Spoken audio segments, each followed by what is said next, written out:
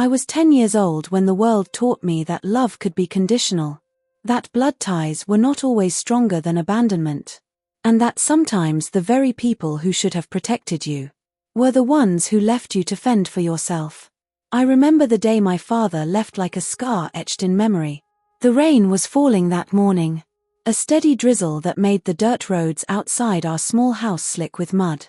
I stood at the window with my tiny hands pressed against the glass, watching as he loaded his old, dented car with the last of his suitcases. My mother had already been gone for years, slipping away like a ghost one night when I was just a toddler. But my father leaving, oh, that was different. I was old enough to understand what it meant, old enough to feel the hollow space it carved into my chest. He didn't look back. Not once. He slammed the car door shut, turned the ignition, and drove away, the taillights glowing faintly through the misty rain until they disappeared into nothing. I stood there in my faded pajamas, my throat tight, the world quiet except for the sound of water dripping from the eaves. And in that silence, I knew he wasn't coming back. But life, cruel as it was, did not leave me completely alone. My step-grandmother, Margaret, stepped into the void. She was not bound to me by blood, but by something far stronger. Choice. She chose to love me when others turned away. She chose to nurture me when it would have been easier to let the state take me in. She chose to become my family when the family I was born into had failed. Margaret lived on a vineyard at the edge of town, a place where the rolling hills were dressed in vines that stretched as far as the eye could see. The first time I set foot there, I felt as though I had stumbled into another world. The air smelled of earth and grapes, sweet and pungent, a perfume of labor and time. The house itself was old and proud, its wooden beams weathered but strong, its windows wide enough to drink in the golden light of summer. For years, Margaret raised me there. She taught me to wake with the sun and respect the land that gave us life. She showed me how to press grapes with bare feet in the old barrels, laughing as the purple juice stained our skin. She read to me by firelight in the winter, her voice a melody that soothed my loneliness. And when I cried myself to sleep, missing parents who never returned, she held me close and whispered, "You are loved, child. You are mine, and that is enough." Those words carried me through the darkest nights. But life, as it always does, moved forward. I grew older. I became stronger. And Margaret, she aged, too. I began to notice the way her hands trembled when she lifted a wineglass, the way she grew tired after climbing the hill, the way her eyes sometimes clouded with a pain she tried to hide. She was fading, little by little, though she never once let me feel the fear that must have lurked in her heart. And then came the day when she was gone. The house felt impossibly empty without her. The vines stretched silently across the hills, but their beauty was muted by grief. I wandered through rooms that still smelled of her lavender soap, touched chairs that still held the shape of her presence, and felt the crushing loneliness of being, once again, abandoned. But Margaret had left something behind. Something more than memories. A will. I didn't know it at first. I was too consumed by sorrow. Too busy folding her clothes and packing them away. Too busy trying to figure out how to live without her. But then the lawyer came. A tall man in a pressed suit who carried a leather briefcase and a somber expression. He sat me down in the dining room, the same place where Margaret and I had shared countless meals. And he unfolded the documents that would change everything. The vineyard. The house. The accounts. Every asset she had accumulated over her long, hard-working life. All of it. She had left to me. I stared at him, unable to believe it. I was just a girl in her early 20s, with no family left, no direction, no one to guide me, and suddenly, I was the owner of a vineyard worth millions. It should have felt like a blessing, but in that moment, it felt like a weight pressing down on my shoulders. A responsibility I didn't know how to carry. Still, there was pride, too. A fierce, aching pride that Margaret had trusted me, that she had seen in me the strength I couldn't always see in myself. But I wasn't the only one who noticed. Because not long after the will was read, he came back. My father. The man who had driven away in the rain 15 years before. The man who hadn't written, hadn't called, hadn't so much as sent a birthday card. He showed up at the Vineyard gates one afternoon. His car cleaner now. His clothes sharper. His hair slicked back like he belonged in a world of wealth. I froze when I saw him. Every childhood wound ripping open again. "Sweetheart," he said, his voice dripping with false warmth. "I've missed you." The audacity of it nearly knocked me off my feet. He claimed he had supported me all these years. He pulled out papers. Fake documents, as I would later learn. Claiming he had sent money for my care. That he had visited but Margaret had turned him away. That he had been there in spirit if not in body. Lies. All lies. But he underestimated Margaret. Because Margaret had known him. She had known the kind of man he was. And she had prepared for this moment. The lawyer, with a knowing look, reached into his briefcase once more. This time, he pulled out a flash drive. Margaret left behind video messages, he explained. For you. And for anyone who might try to contest her wishes. My hands trembled as I inserted the drive into the old laptop. The screen flickered. And then there she was, Margaret, alive again, her face lined with age but her eyes blazing with truth. "My darling," she said, her voice steady. "If you are watching this, then I am gone. And if he is there," she paused, her gaze hardening, "then let me speak plainly. He is lying. He abandoned you. He never sent a dime, never knocked on our door, never asked about you. I know because I was here, every day, watching for a sign. And there was none." Tears spilled down my cheeks as she continued. "You are mine, child. Not by blood, but by love. And love is the truest inheritance. Do not let him take from you what he never gave. Stand tall. Stand strong. And remember, you were never unwanted. You were chosen." The room was silent when the video ended, except for the sound of my father's shallow breathing. His face had turned red, his lies crumbling in the face of truth. And for the first time in my life, I looked him in the eye and felt no fear, no longing, no need for his approval. I had my answer. I had my family. And it wasn't him. The weeks after the funeral unfolded like a slow-motion dream, caught between grief and the strange weight of responsibility that now pressed on my shoulders. I was 17, nearly 18, and suddenly everyone looked at me as though I carried the legacy of an empire. But to me, it wasn't an empire. It was soil. It was vines. It was the scent of crushed grapes under the sun, and the echo of my grandmother's laughter across the fields. Each morning I woke with a strange ache, expecting to hear her humming in the kitchen.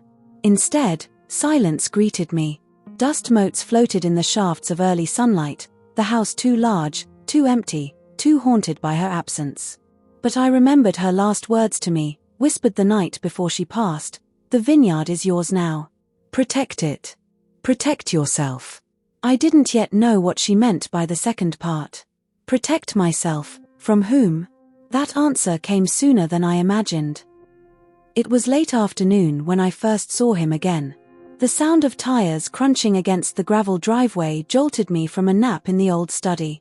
I peeked out the window, half expecting a neighbor with condolences. Instead, I saw a black sedan, sleek, polished, expensive, rolling up the path. My heart skipped. The man who stepped out was older than I remembered, his hair streaked with grey, his suit crisp but a little too flashy for the countryside. His presence alone shattered the fragile calm I had been trying to build. It was my father. The same father who had walked out of my life when I was 10, leaving me with a hollow silence where love was supposed to live. I froze at the window, gripping the frame until my knuckles whitened.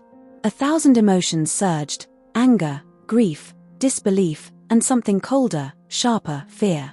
I didn't move as he walked toward the door. Each step echoed like thunder. Then came the knock. Firm. Confident.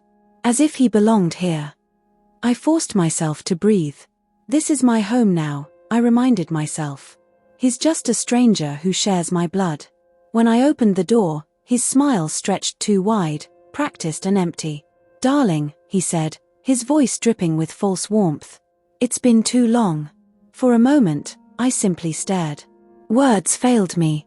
My grandmother's warning echoed in my head. Finally, I managed. What are you doing here? His smile faltered, then reassembled itself. I came as soon as I heard about her passing. I'm so sorry, truly. I know she meant the world to you. I wanted to scream. You don't get to say her name. You don't get to pretend you cared. But instead, I swallowed the fury and said, she meant more to me than you ever did. The mask slipped then, just for a moment. His eyes hardened, but he quickly looked away, pretending to admire the hallway portraits. This house hasn't changed, he murmured, walking in uninvited. I followed, tense. Neither have you. Oh, but I have, he said, turning back with that rehearsed grin. I've grown. I've realized my mistakes. And now, I want to be part of your life again. There it was. The lie. Smooth, polished, rehearsed. But I wasn't the same little girl he left behind. I crossed my arms. Why now? His pause betrayed him. He glanced at the vineyard visible through the window, its golden rose stretching into the distance. His gaze lingered too long. Because you're all I have left, he said finally. And I think we can help each other. The next week, letters began arriving. Formal envelopes stamped with law firm seals. He wasn't just back for sentiment. He was back with claims. The vineyard, the estate, the assets, all of it, he said, should rightfully fall under his guardianship until I turned 21. He even produced documents, conveniently timed, suggesting he had supported me financially all these years. I felt sick reading them. Lies. Every page reeked of them. But I wasn't alone. My grandmother had anticipated this. Her lawyer, Mr. Fletcher, an old but sharp man with eyes like steel, called me into his office. He slid a USB drive across the desk. Your grandmother prepared these, he said. She knew this day might come. With trembling hands, I plugged it into his computer. The screen lit up, and suddenly, there she was. My grandmother. Her face filled the screen, her eyes gentle but fierce. She spoke directly to me, her voice steady. My darling, if you're watching this, it means I'm gone. And if he's come back into your life, you must remember the truth. He left you. He abandoned you. And he never sent a penny to help. Every paper he waves is a lie. I kept every receipt, every account. The vineyard was built by my hands and yours. He has no claim. Tears blurred my vision as I watched. She had protected me, even from beyond the grave. When I played the recording for him, his facade cracked. We sat in the study, the USB drive still warm in my hand. The video ended, leaving the room heavy with her words. He laughed, though it was hollow, sharp around the edges. A dead woman's accusations? That's your evidence. I stood tall. It's the truth. His jaw clenched. The charming mask was gone now, replaced with something darker. Do you really think some sentimental video will hold up in court? It's not just sentimental, I shot back. It's proof. And Fletcher has every document you forged. You're not taking this from me. For a moment, I thought he might strike me.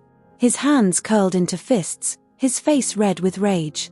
But then, just as quickly, he straightened, smoothing his tie, forcing that smile back onto his lips. We'll see, he said coldly, and left without another word. What followed was a nightmare. Hearings, affidavits, cross-examinations. His lawyers tried to twist every fact, paint me as an ungrateful child clinging to something too big for me. But each time they pressed, Fletcher produced receipts, statements, and my grandmother's recordings.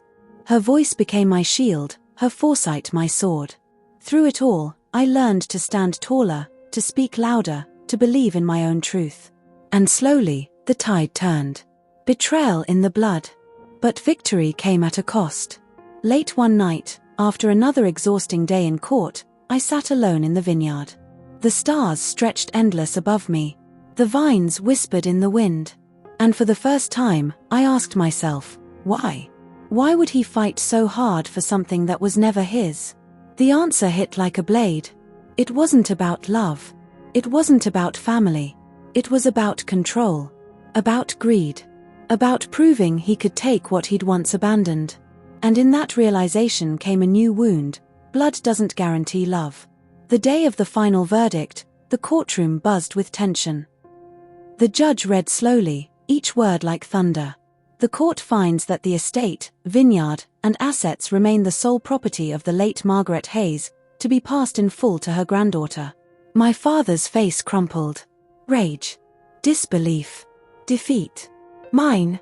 Relief, sorrow, triumph all tangled together. I had won. But it didn't feel like victory. He left town soon after, vanishing as quickly as he had reappeared. No goodbye, no apology. Just absence. And somehow, that absence felt like closure. I turned back to the vineyard, to the workers who had become family, to the legacy my grandmother left in my hands. Each harvest, each bottle of wine, each sunrise over the vines reminded me, I wasn't alone. I carried her love, her strength, her truth. Now, years later, when I walk through those golden rows, I whisper my thanks to her. Not just for the land, or the wealth, or the security, but for teaching me what family truly means. It's the ones who stay when others walk away. When I turned 18, life opened up in new ways, but the shadows of my past seemed to grow with me. I had managed to finish high school, not with honors or ribbons, but with a quiet resilience that felt like a victory of its own. Many nights, while others my age celebrated freedom, I sat on the porch with a mug of tea, staring at the vineyard rows glowing under the moon. The vines had become my companions, whispering in the night winds, carrying the memory of the woman who had believed in me when no one else did. University seemed like a faraway dream, something meant for other people. Yet my grandmother's foresight, once again, had left me with more than I realized. Her lawyer, Mr. Caldwell, visited one spring afternoon and unfolded documents I never knew existed. She had set up a trust for my education. College wasn't just possible, it was waiting for me. I can still remember the sting of tears when I realized she had thought of everything. She had planned for me not just to survive, but to grow, to step into a world that had once seemed closed. It wasn't just about money, it was about her belief in me, a belief stronger than the blood ties that had broken me. I chose literature. Some people raised their eyebrows, why not law, or business, or medicine? But books had been my secret language of survival. Each page I turned as a child was a world I could escape into when reality was too heavy. In college, I fell in love with stories not just for their words but for their truths. I realized stories were the only things that truly outlived us. The campus was bustling, crowded with people who seemed to know exactly who they were. I was shy at first, carrying the weight of a childhood I rarely spoke of. But slowly, I found myself surrounded by people who didn't see me as the girl abandoned. They saw me as me. I laughed more. I walked with lighter steps. For the first time, I let myself imagine a life that was not defined by loss. But shadows have a way of finding you, even in the brightest days. One autumn morning, as I sat in the library surrounded by books, I felt a tap on my shoulder. My heart skipped, expecting a classmate. Instead, when I turned, I was staring into the face of a ghost I thought I'd buried. My father. He was older, his hair streaked with grey, but his eyes were the same, sharp, calculating, searching for leverage in every glance.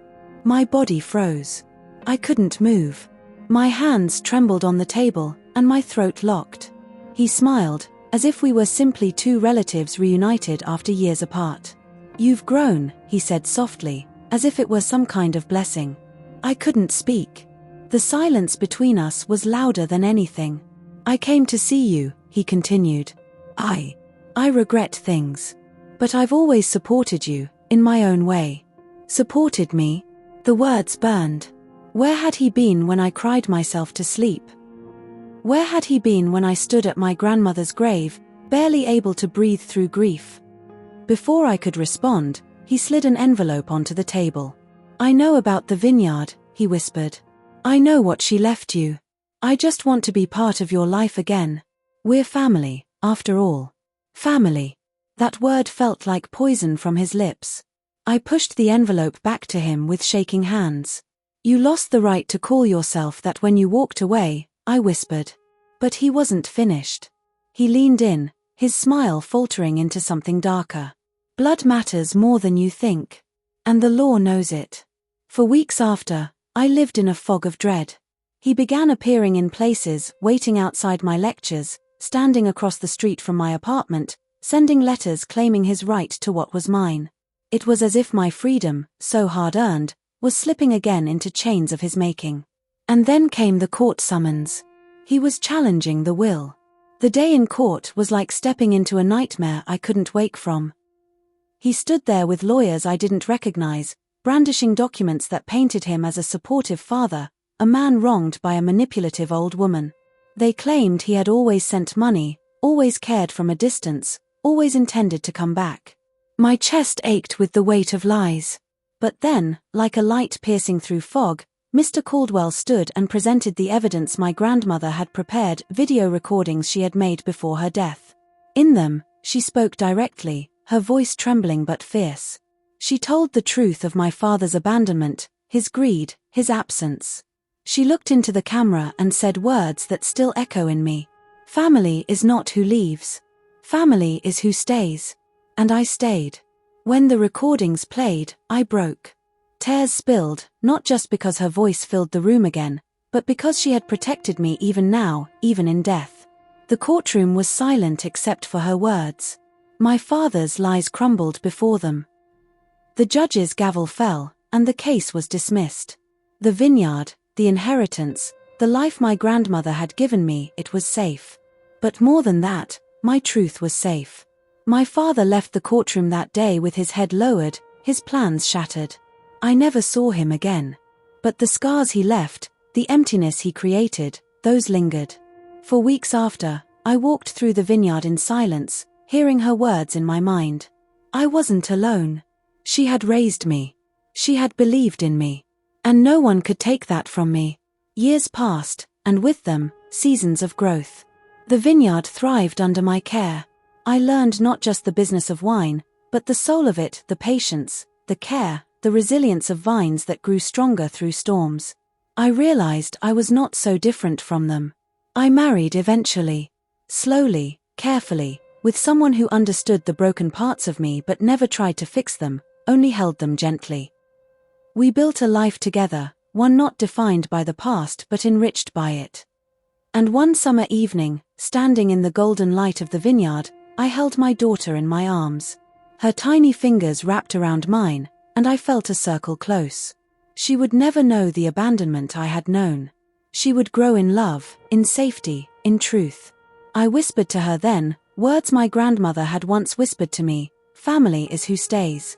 And in that moment, I finally understood I wasn't the girl abandoned at 10 anymore. I was a woman rooted, a woman loved, a woman carrying forward the legacy of resilience. The will had changed everything. Not just my inheritance, but my destiny. The funeral ended, but life did not become simpler. If anything, it became more complicated. When the last shovel of dirt was laid on my grandmother's grave, I thought maybe the silence that followed would give me peace. But the silence only allowed the echoes of my father's voice to grow louder. His words replayed in my mind, I never stopped supporting you. I was always there. Lies. Every syllable of his claim was a dagger twisting in my chest. The lawyer's office became my second home over the following weeks. Endless paperwork, meetings, signatures, probate laws, estate taxes, vineyard management structures. 1,000 legal terms I'd never heard in my life. I remember one afternoon, the air smelled of freshly printed documents and old wood polish when I sat across from Mr. Whitman, the estate lawyer.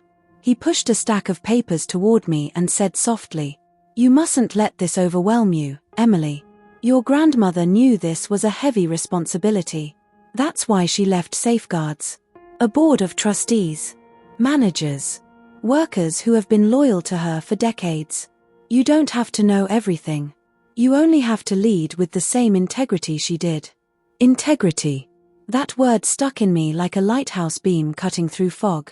Because my father, he was the storm. The vineyard meetings were grueling. I sat at long mahogany tables with men and women twice my age, vintners, financiers, agricultural specialists, all speaking a language I barely understood. Yield ratios, barrel fermentation, import tariffs. Sometimes I wondered if they looked at me and saw a girl playing dress-up in her grandmother's shoes.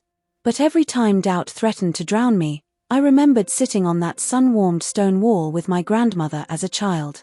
She had told me, "One day, this land will speak to you. And when it does, you won't need anyone else to tell you what to do." So I listened. I walked the fields alone at dawn, barefoot sometimes, the cold dew soaking through my dress hem. I touched the leaves, smelled the earth, listened to the crows cawing over the rows of vines. And slowly, I began to hear the land's heartbeat. Meanwhile, my father grew more desperate. At first, he showed up unannounced at the estate.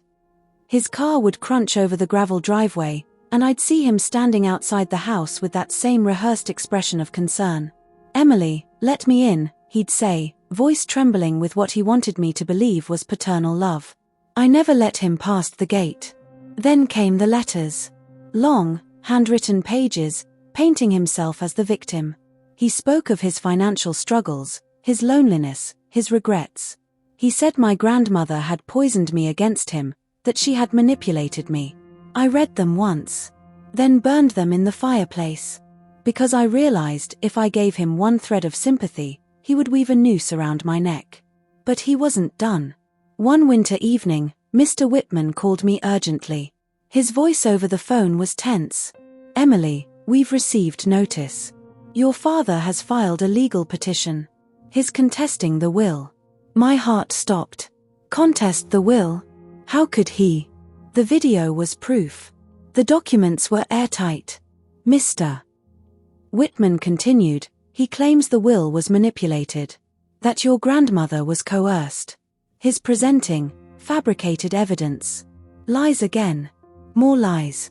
But this time, it wasn't just me he was trying to deceive. It was the entire court of law." The trial began on a grey morning in March. I sat in the courtroom, my hands trembling, the weight of my grandmother's legacy pressing down on me. My father sat just a few feet away, clean-shaven, suit perfectly tailored, hair slicked back. He looked less like the absent drunk of my childhood and more like a grieving patriarch who had lost his beloved mother-in-law. His lawyer spoke passionately about fraud and manipulation. About how I was too young to handle such an empire. About how my grandmother, in her final days, had been confused and pressured. I wanted to scream. I wanted to stand up and shout. I was there. I heard her. She chose me. She trusted me. But I held my tongue. Because my grandmother had also taught me. Sometimes silence is louder than words. Then came the moment I'll never forget. Mr. Whitman rose from his seat, adjusted his glasses, and wheeled in a television screen. The room went silent. On that screen, my grandmother appeared. Her voice, her eyes, her presence filled the courtroom. She said the words I had memorized. "This vineyard belongs to Emily. Not because of bloodlines. Not because of obligation.